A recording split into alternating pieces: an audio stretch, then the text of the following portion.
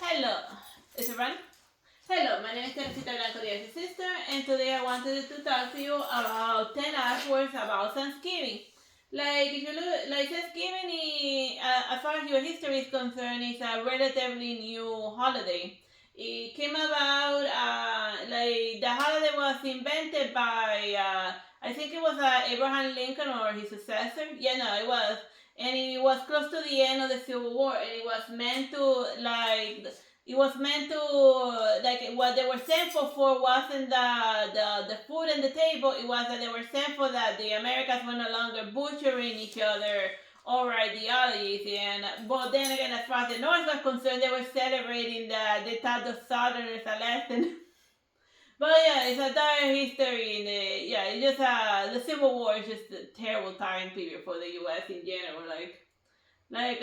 Millions of people died. Okay, this illustration is like the one of the earliest depiction of a Thanksgiving tradition. Over there, the husband is hanging up his musket while his judgmental wife watches, and they're just waiting to go eat. But he has to hang up his musket because the representation of that is that he was no longer going to be using his weapon in order to kill his fellow Americans. Now the musket was just gonna be used for home self-defense and for shooting bears and stuff, traditional wilderness. So they were no longer at war with each other. So then that's what Thanksgiving used to mean in its earliest rendition. Oh, thank God that we're no longer killing each other. The Civil War's finally over. Oh wait, I have a question about the people in the. Is that a mirror or is that a painting? That's a mirror. And then you see how he's kind of eating in one. So then this one's the other guests at the table just waiting for this guy to finish his Thanksgiving tradition of hanging up his musket. And the wife be like, really, you have to do this every time we're going to celebrate Thanksgiving? And also, is he like super short next to her? Like he's yeah, it's like a very short soldier person. But that celebration means a lot to him because him hanging up the musket, he's a war veteran, And even if the civilian wife and mother-in-law and stuff don't understand what this means to him, it is very important for this officer to celebrate the hanging of the musket because it means that we're no longer at war. So that's what Thanksgiving originally meant in its earliest form. That we're no longer at civil war with each other. Alright, so this one is a more... this one is in 1867. Oh yeah, the first one is 1865. And it's written right on the horn that it says 1865. And it's from a newspaper. It's an illustration in a newspaper by Winslow Homer. So yeah, it is one very very early depiction of the Thanksgiving tradition. This one is by John Shuttler, Home to Thanksgiving, 1867. So this one is that a city guy has returned home from business back to the family farm in order to celebrate Thanksgiving with the family. But as you can see, that he doesn't have wife and children, so he's probably just a journeyman that's doing because of financial circumstances, he had no other choice but to leave the family farm in order to go find money in a while. So, but during Thanksgiving, he just misses his mother's home cooked meal. So then he just returns home for the holidays. So then this is one of the earliest depiction of something very Thanksgiving, of like the family of the breadwinners coming back home in order for the holiday to celebrate Thanksgiving. That yes, he works a lot, but his sacrifice is the very thing that's going to be putting food in the Thanksgiving table. So that's what this painting represents. There's a lot of movies that are called Home for Thanksgiving in like modern times that are all referencing this idea of like returning to your home for Thanksgiving. Yeah, like putting your business work aside in order to go celebrate with the family, that you can actually put food on the table. Like the best example are trains, airplanes, and automobiles. that one makes me laugh a lot. Yeah, which is basically a businessman coming back home in order to spend a long period of time with his family, but most of the time, because of his job, he has to like work at the other side of the planet. I mean, just like a lot of businessmen know what it's like to have to take a plane to go see your family. You know, like on a weekly basis, because the only good job that you were able to find was at the other side of the planet and not nearby. Oh yeah, tell me about it. I remember missing Thanksgiving at my work. Yeah, cause like their work was at New Jersey. Cause I don't know, just the job market in the U.S. it still sucks. Whatever. Moving along. Well, it's because of the plague. Alright, so then this Thanksgiving one is in 1894 by Henry Osawa, and then he cut off the last name. And it's called The Thankful Poor 1894. So then, like this painting, it stands as a stark contrast with the opulence that is normally shown in like a white Thanksgiving painting, because. But even though they have very humble means, they're still celebrating Thanksgiving, and that they can actually put food just a little bit of food on the table. And it shows the differences in living conditions between the African Americans and the white counterpart. That they got like the white folks, they get like they can afford like the huge turkey, while they have to be thankful that they can at least eat bread. And also, you gotta remember that during this time period, they had just recently freed the slaves. So then, obviously, even though they can't be thankful for the food that much, because there's not a lot of food to be thankful for, they can at least be thankful that at least his son doesn't have to live as a slave. And it's very sad and interesting that you only see like the old guy with like white hair and like the young kid. So and only them. So like you gotta wonder like what happened to like the mother and whatnot, and like what's the wife and literally everyone else. So it's just like the grandpa looking after his grandson, which is a family unit that sometimes happens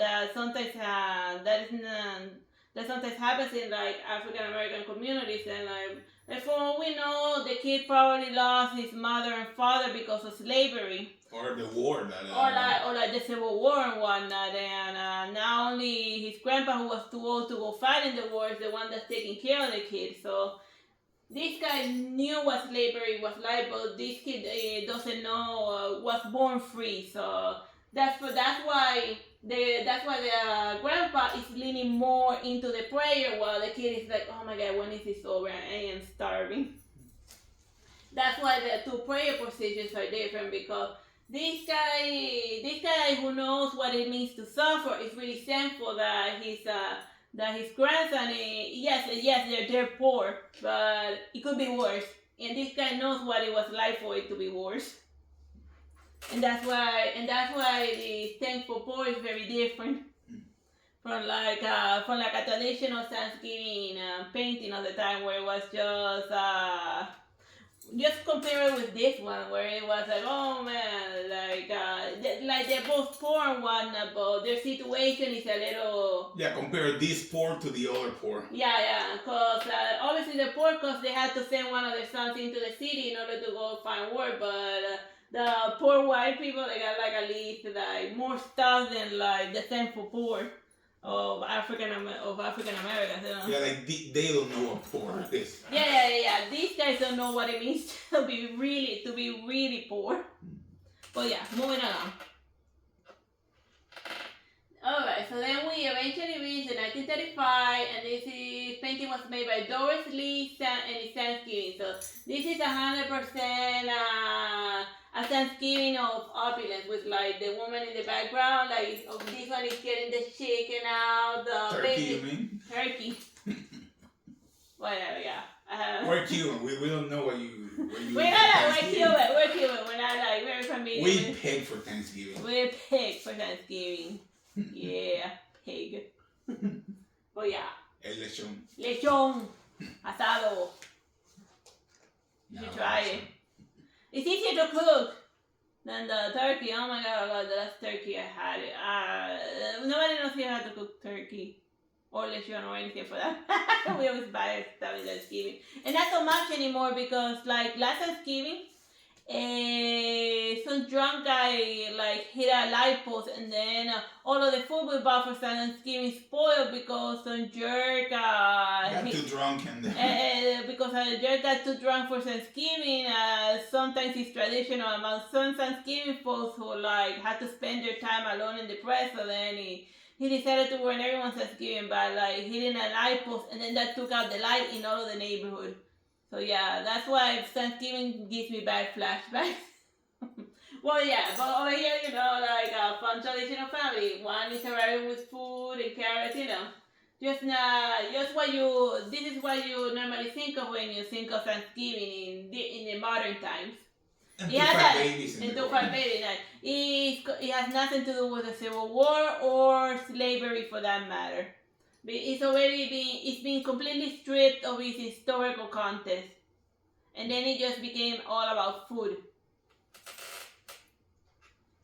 And then to further get away from like the original meaning of Thanksgiving, which was to be thankful that the Civil War is over, and for African Americans they were thankful that they were no longer slaves, they added the myth of the Native Americans and the Pilgrims, that the Pilgrims were starving, and then the Native Americans, in their kind heart, they decided to give the Pilgrims their food, and then the Pilgrims years later went and like butchered them all, because like people have short memories and like yeah. But I don't want to get in. But I don't want to go there. But this is the traditional mythology that people are more familiar with Thanksgiving, you know. But even though, and even the Native Americans are at the table eating with them. But even though they're trying to put that myth into people's mind, there's still a separation between them in the way of the figures, because the Native Americans are shoved all the way over there, and then they're standing all the way back there, while in the foreground you had the Pilgrims. So even though it's supposed to show like brotherhood and fellowship of the Native Americans and whatnot, this painting from 1994 of Jean Augusta Bronsko, what it really is advocating is the apartheid. Because see how they are set apart from each other. That they have to be, the apartheid is separate but equal. That type of nonsense that these folks invented, but whatever. It's ancient history for some, but some older folks still remember what it was like to be treated as less than human. Whatever, moving on.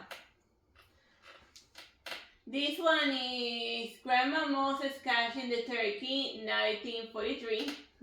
And then, the turkey's gotta die so that you can eat Thanksgiving. It's a nice whimsical winter scene, Thanksgiving with like strong points of red and one. It's a nice happy-go-lucky one. You could even use this as a postcard. Nice middle out. No weird pilgrim propaganda or whatever. Just happy-go-lucky, And then over here we had Norman Rockwell's Freedom for One, 1943. And it's interesting to know that this painting was made around the close to the end of World War II. So then they were seeing, and in that time the U.S. government had told folks there was an austerity period and whatnot, and because everything was going in towards the war effort. So then we have over here a painting of Thanksgiving to remind folks of what they had to look forward to once the war is finally over. And then just celebrating finally them being able to indulge a little, at least in Thanksgiving, because the rest of the year, all of the good food is going to like the soldiers fighting Hitler and whatnot. And it's interesting how like Thanksgiving paintings tend to like appear a little more close to like war period, at least in the early days, because there are folks that still remember during those time period that Thanksgiving was more about celebrating the end of the Civil War and not about pilgrims and Native Americans holding hands and getting along. And then over here is Home for Thanksgiving. See, this one is 100% war related. A soldier was allowed to return home and be with his mother and help her do normal stuff. because of Thanksgiving. He was allowed to have his Thanksgiving holiday and return to the family. So it's just like that other earlier painting where there was that businessman that was returning home in order to be with Thanksgiving because it. So then in this version is the soldier that's returning home. So he draws all the way back to like the time when the Thanksgiving was about celebrating the end of the Civil War.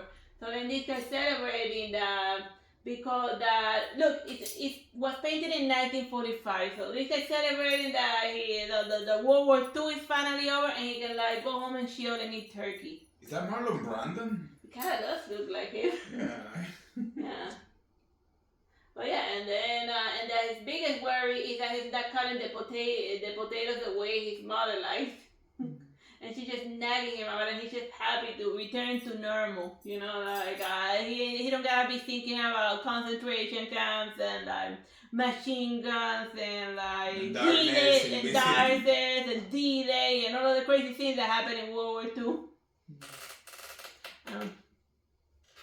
And this is a turkey by Roy Lichtenstein. Is it like the biggest turkey in the history of the universe? Oh yeah. This painting be huge. Like, tell them about Roy Lichtenstein. Like Roy Lichtenstein, the way that he would like paint comic panels, but like with I don't know if it was acrylic oil. No, acrylic wasn't around there, so it was still oil painted. So like he would like make this painting the size of like a billboard or something, so you could see it from all the way to the planet. So like. You think this painting was big? No. Like the real version is like even bigger. Like we're talking several buildings inside. Like yeah, like an auditorium big. Yeah, it was a big turkey, and like that's the most identifiable thing of Thanksgiving: the turkey. It's not Thanksgiving without the turkey. At least as far as Americans concerned, we eat pork, and we're thankful for the pork. Those porks fight back, right? Yeah.